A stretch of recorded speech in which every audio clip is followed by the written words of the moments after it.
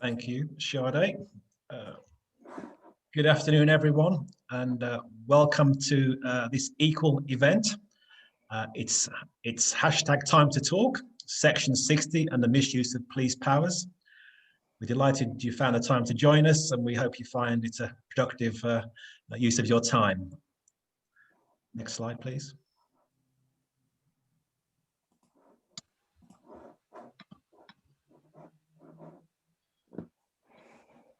This is the program for this afternoon.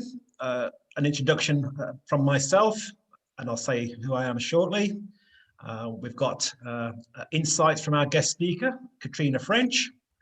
Then we'll go into our breakout rooms and discussion around 4:30 for 35 to 40 minutes, which is really important to us because that's where we get to hear from the participants, and that's really important. And then we'll have some feedback from the whole group, and we'll finish around 5:45. I would like to say that we are recording the event today. No one's faces will be recorded and shown except for our guest speaker. So please do not worry about that. And we are using the recording to kind of inform our research and activities going forward. So that's why we want to record it, to make sure we get everything that's important that you want to say to us. Thank you.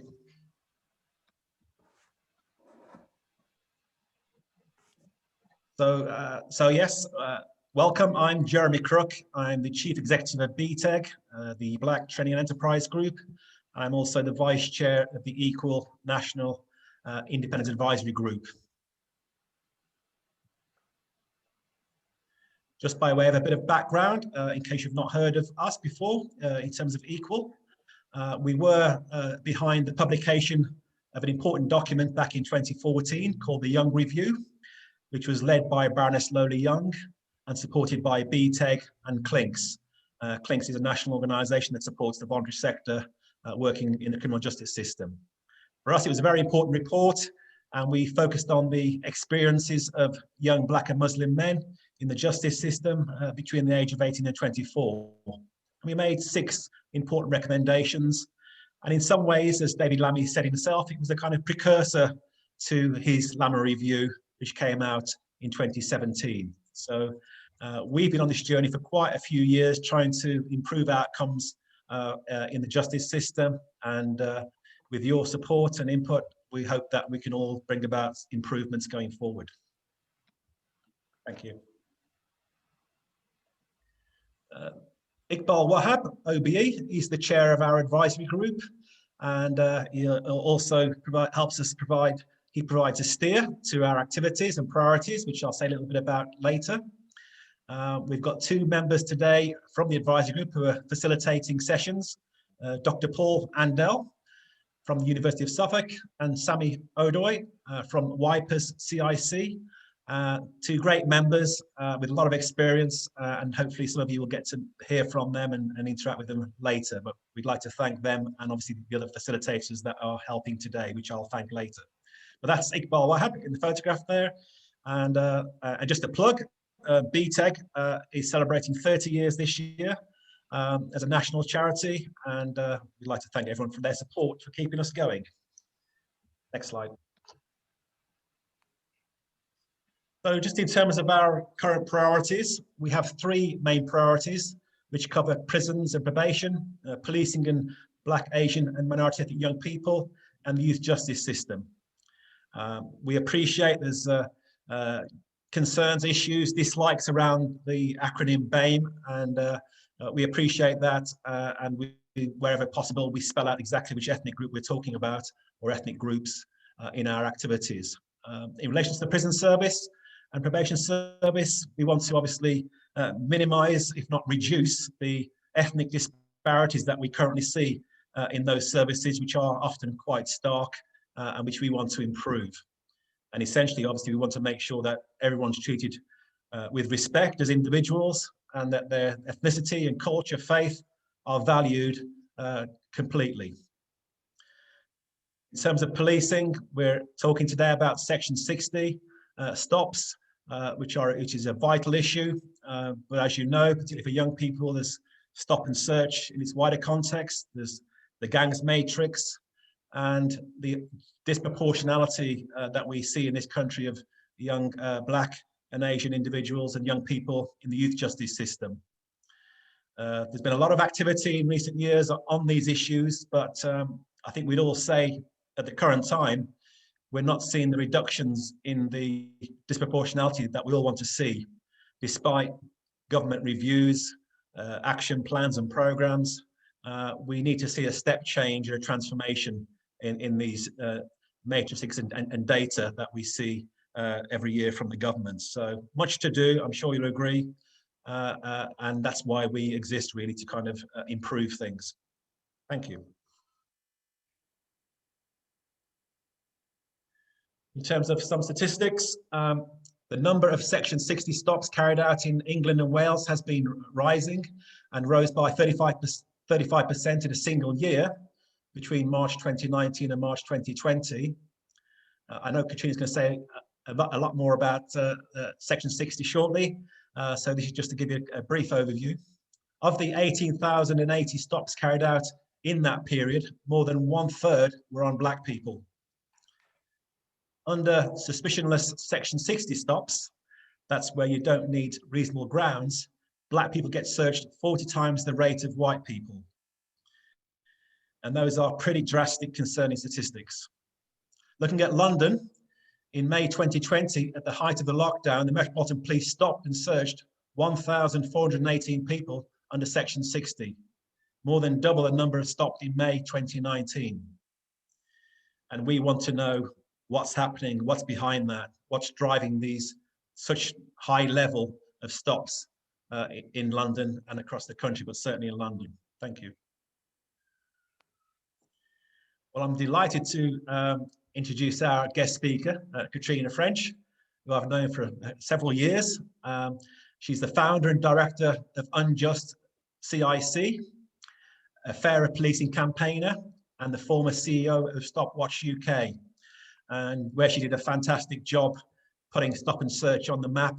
And I've seen Katrina in action, challenging the police to really do better and improve, and if not eradicate stop and search from policing. So it's my pleasure to hand over to Katrina.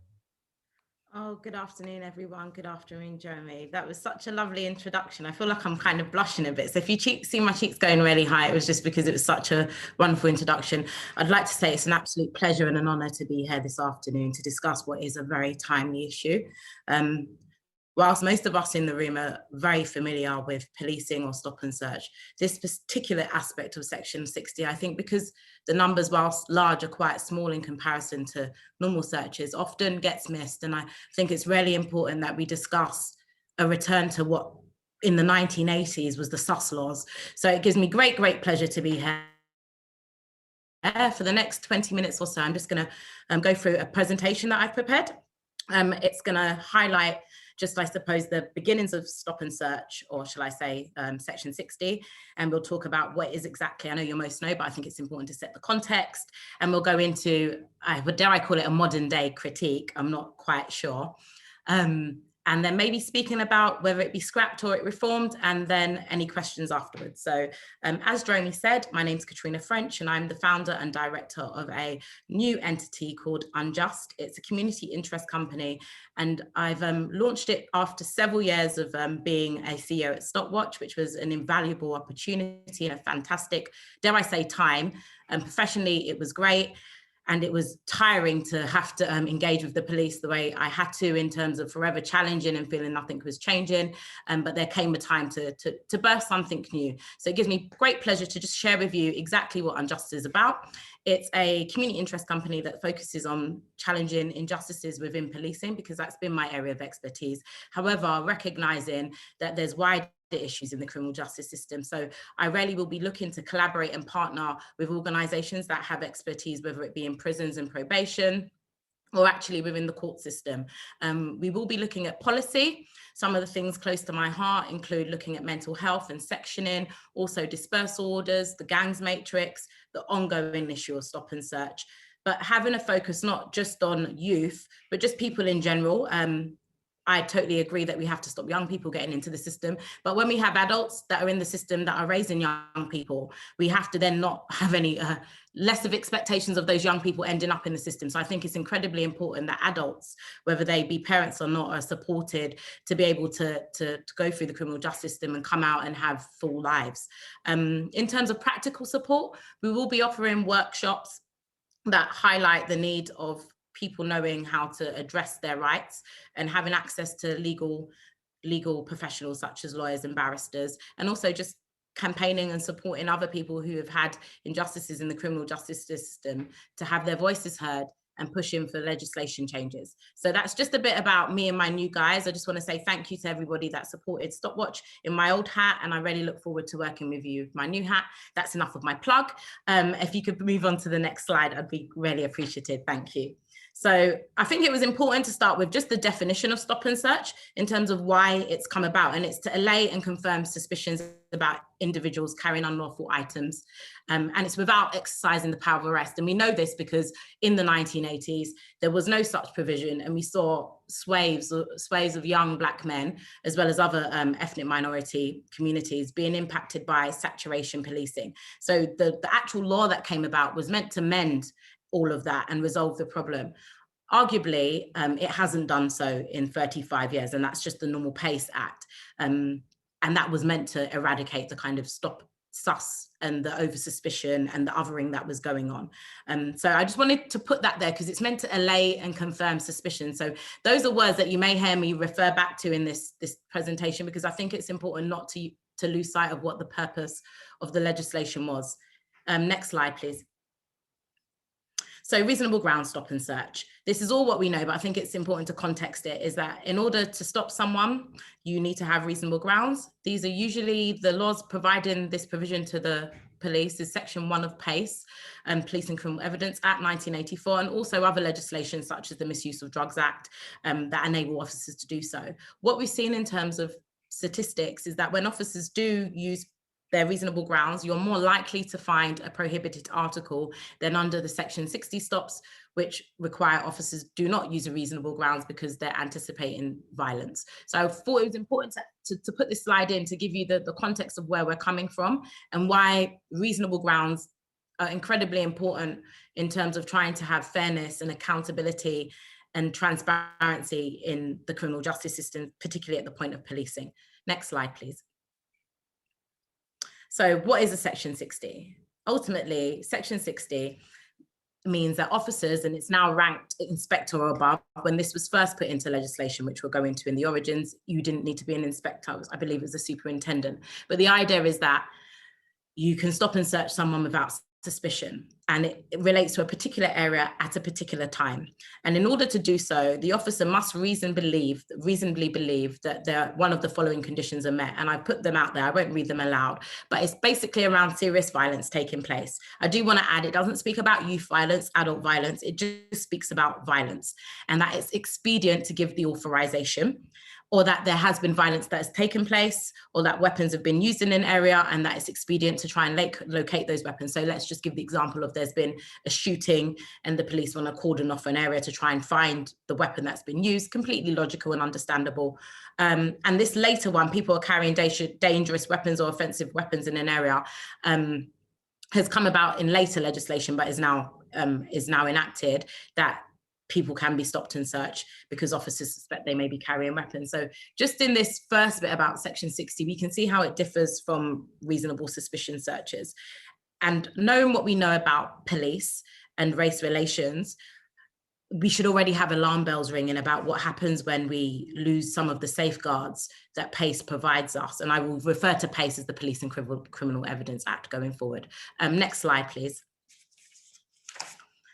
Nearly 30 years old, Section 60. Where did it come from? So if anyone's got a memory like an elephant, or if anyone's just incredibly, in tune with how policing has changed over the last 30 years, we will remember that there was a lot of issues with football hooliganism in the 70s, 80s, and I'd say like early 90s. Well, to address that, the legislation was brought in that was Section 60, and basically it said that they could search people in a particular space at a particular time. And all of that makes sense if we think about it, because people going to football matches, there was intelligence on those people in terms of them potentially have committed criminal damage or assaults at previous football matches. There was intelligence of where they would be because they were going to a football match, so they would be at the football match. And there was intelligence about how long that football match would be lasting for and how long they were potentially going to be in the area. So it made some sort of sense in that time, I suppose, to look at how police could clamp down on football hooliganism and how they could use legislation to do so in Section 60 powers. I think what's interesting here to note is that when we think of football hooliganism, what doesn't come to mind are, and I'll be very stereotypical here, excuse me, but black boys in hoods, or Asian boys in hoods, or just working white lads in tracksuits. None of that comes to mind necessarily when we think about football hooliganisms. I think about maybe middle-aged white men, skinheads, lots of tattoos, and this is just generalizations about exactly a perceived underclass someone's put in the comments. I have to totally agree with you, Sandra, there. So when we think about the origins and think about how it's being used now, I wasn't able to get any statistics, unfortunately, about the last time a Section 60 was used at a football match, but I wouldn't bet my house, but I'd bet my hat it's not being used as often as it probably was in the early 1990s. And what it feels like looking now is that racism, in a way, or how the police poor communities, but also the racial narrative around things has changed. So we hear Section 60 being used in the late 2000s via Operation Blunt for knife crime. And that was an operation led by the Metropolitan Police, and it was about reducing knife crime. I'll get into the empirical evidence that comes from that, but the narrative changes, and we get to a point where when you think of Section 60, you're often thinking about knife crime, gun crime, racialized communities, and not at all a football match, the way you may have done in the 1990s. Next slide, please. So a bit of political muscle. I thought it was appropriate to kind of term it like this, whilst quite facetious, appropriate, because what we have seen is stop and search in pace used as a football over the years, but specifically the use of Section 60 being used as a sledgehammer to break open a walnut, and it really doesn't make any sense. So over the last couple of years, so I'll just roll back to 2014-15, where Theresa May brought in the best use of stop and search scheme, which was voluntary, but however, brought in provisions which were designed to, I don't say reduce the ethnic disparity in policing, because I didn't see that written anywhere, but was to improve confidence and trust. And obviously, if you have a power that you don't need reasonable grounds on the ground to use, you can understand how that's being undermined. So she brought in a plethora of reforms, and whilst they didn't do anything in terms of racial discrimination, they did put police forces on notice that stop and search in the guise that was being done was totally unacceptable. And that was after nearly a decade of nearly up to 1 million searches, high levels of Section 60. So the political muscle I'm talking about is when you see Home Secretaries who come in and out of office, and I'm apolitical when I say this, so it could be Labour, it could be Conservative, Lib Dems, don't mind, and they all seem to say the same thing, which is the police need extra resources and that they need to be supported. So what happened a couple of years ago was that Sajid Javid at the time, he basically took away those provisions that Theresa May had put in place. And this is why ultimately we need primary legislation, or we need for this part of the legislation to be scrapped. Because when politicians decide to just give guidance, but not enact something via Parliament, it's incredibly easy for it to be ripped up into shreds. And we're back to, in some senses, a worse position than we were 10 years ago. So what we saw was that senior officers no longer had to authorize the Section 60, an inspector could. And that's not a disrespect to the rank of inspector, but having someone more senior, someone with a bit more experience, someone who's maybe got a better overview of policing itself, provides the community with a reassurance that the power is going to be used appropriately and proportionately. Relaxing the grounds from reasonable belief to will take place, to may take place. We all live in London. It may rain, it will rain. It pretty much means the same thing. So this sort of linguistical change has dire repercussions for the people on the sharp end of this, which is usually in a particular demographic area. Also, the length of time is extended back to 24 hours, and that the fact that it could be also rolled over was extended. And I think, I wouldn't say most importantly, but the role of the community was diminished because community leaders or activists or community guides and critical friends no longer need to be informed about Section 60. So when I speak about political muscle, it's about highlighting how the power is being used in my opinion, all the wrong ways. Next slide, please.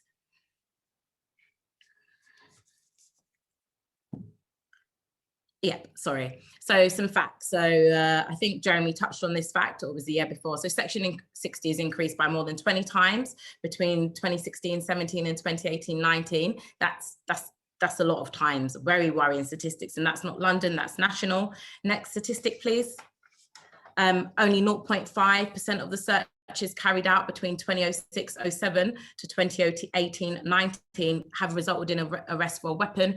And if the whole premise of using this particular quite intrusive policing power is about identifying weapons, and you have such a low outcome rate, we really need to question after nearly 30 years of its use, whether it's doing what it needs to do. Next slide, please. We touched on, I think Jeremy did, about the racial disparities, so they're quite evident. And the police were obviously, and also politicians and judges, I think it was Baroness Hell, who in her judgment a few years ago kind of carte blanche said that the police are protecting people in how they carry out Section 60. Which if you're a person on the receiving end of a search, like such as a Section 60, just because you're in a particular area at a particular time, not because you as said person has done anything wrong, it can feel quite disheartening and also alienating to be told, I'm protecting you from you, and that's the reason we're stopping you. So I thought I'd throw that in because often the narrative isn't as it is for the people impacted. Next slide, please. Okay, so scrapping. Let's get to the heart of what I've come here to say. Is it a deterrent or is it an investigative tool? We have to ask ourselves that. The police will say when you do a Section 60, it means that we deter and we kind of suppress the violence. I would argue that that doesn't happen, and that often it may be displaced, and that doesn't mean you should have a Section 60 in another area, but it means that having more policing doesn't necessarily address those problems. Also, the intelligence that's needed for a Section 60 to be put in place, we need to question that. What's the quality of it and what's its validity? Because if the outcomes are so low in terms of finding weapons, I would argue that the intelligence isn't that intelligent. Leave that to you guys to ponder on. Also, the lack of regulation. We've gone from superintendent to inspector. Would it not maybe be better if we had magistrates potentially, as like with warrants and with warrants of arrest, not warrants, excuse me, with search warrants that you have to go to a magistrate and ask for that? Would it not be appropriate to look at the role of other people in the criminal justice system to decide whether Section 60 to be put in place, or police and crime commissioners? Also, the absence of the reasonable grounds. So when you don't have reasonable grounds, what we see is police officers are allowed to use their own intuition. And intuition is based on many things, and often prejudice and bias, and not just because of ethnicity. It could be because of age, because of the beat you're walking, because of your previous policing experiences about who's committed crime. All of those things act as a malaise, and they allow or impede an officer, in my opinion, to be objective about who they pick to search. And also, when we say why should it be scrapped, because it's a dragnet for the criminal justice system. If there is a stabbing in, I'm going to just give a random example, though I don't think it's that random, in Richmond, the likelihood of people being stopped to look for a knife, if it was, let's just say, a mixed race person and they were looking for mixed race people, the white male who's off to his friend's house, maybe outside of COVID, because we all know that's illegal, so don't be doing that, and about to enjoy some cocaine, is not going to be stopped, not because they're not doing anything illegal, but because the Section 60 law means that they don't fit the description of these people that are being looked for serious violence offences, so they're not going to get caught up in the criminal justice system. Whereas if you have another young lad who's off to play FIFA or something at his friend's house and he's got a spliff in his pocket and he's pulled by the police and they find that weed, they're going to be taking him into the criminal justice system, not because he was a violent offender, but because he had weed. And I know we'll say, well, you shouldn't have had weed, but if they hadn't had a Section 60, he would have been able to go to his friend's house and not have embarked with the criminal justice system. So I think we need to look at the harms and the balance and the harms, benefits and balances of how the legislation is being used, and how actually it undermines a lot of the trust and confidence that communities have in police. It alienates people. And it results in saturation policing, similar to like what we saw in Brixton or in Toxteth, and those things lead to riots and civil unrest. So if we want the safe communities, not just from harm from no do-gooders or offenders, if we want safe communities and healthy communities, the police have a role to play in that, and they mustn't be using their powers in a disproportionate manner. Next couple of slides. So we've seen it go up. I'm not going to repeat this slide because I think Jeremy did it so well in the introduction. The lockdown, we've seen a double last year, May, compared to the year before. And I just wanted to put that in because I think that's incredibly worrying because it was a lockdown.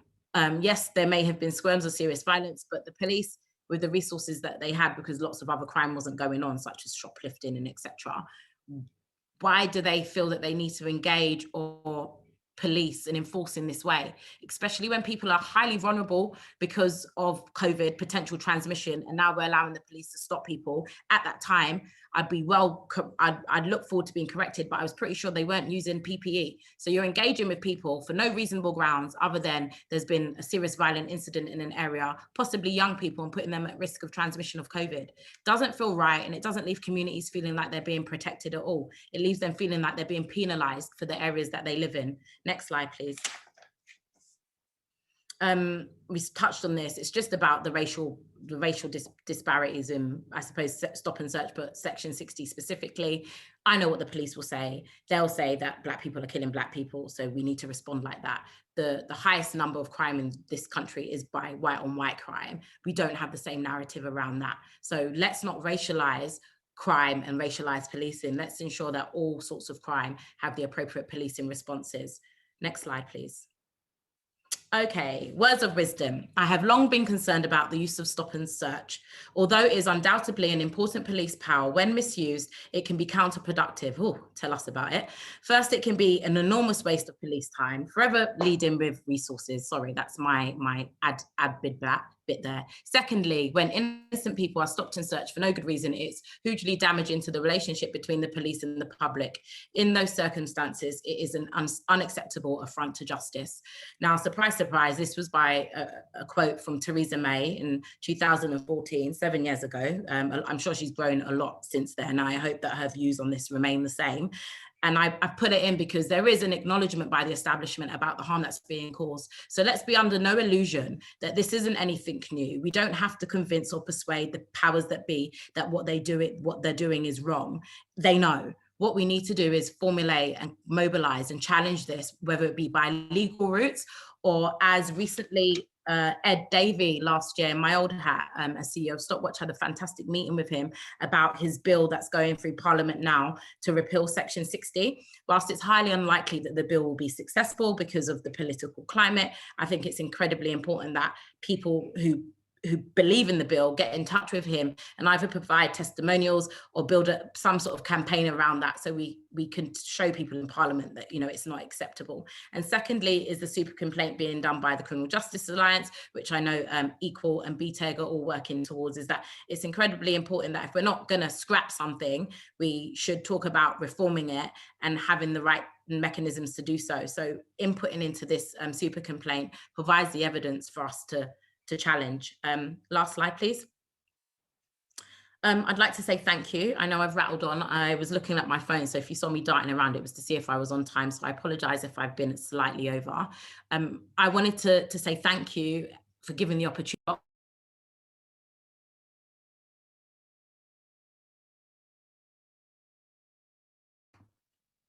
Yeah, I wanted to give the opportunity, sorry, I just got muted there, give the opportunity to say this isn't a London thing. Whilst the statistics in London are incredibly dire in terms of 80% of stop Section 60 searches being in the most deprived areas, according to the UCL report that's gone out. This is happening in Birmingham, it's happening in London, it's happening in Essex, it's happening in Reading. And I think maybe the lack of Notting Hill Carnival has meant that officers nationally feel they need to use Section 60 in another manner because they're not using it at Carnival. But incredibly important that people know it's impacting young people, families, not just people that are involved in serious violence. It's impacting innocent people. And if this continues to happen, the trust and confidence that doesn't exist will never exist. Thank you ever so much. My name's Katrina French. I'm the founder and director of Unjust, and happy to take any questions. Thank you to Equal, BTEG for inviting me. Thank you very much, Katrina. That was a really powerful and thorough presentation, as usual, and much appreciated, with lots of good content, which I hope will shape and inform some of the conversation that's to follow. I did want to kind of acknowledge the Secretariat for the Equal Initiative. That's Sade Kazu, who's the head of policy, and Payal Bavsar, who's our comms and engagement person, who's organised this event. And we really appreciate that. So thank you for all that effort in what they do. We are a small team, and we obviously try our best to make sure this initiative makes a difference wherever it can.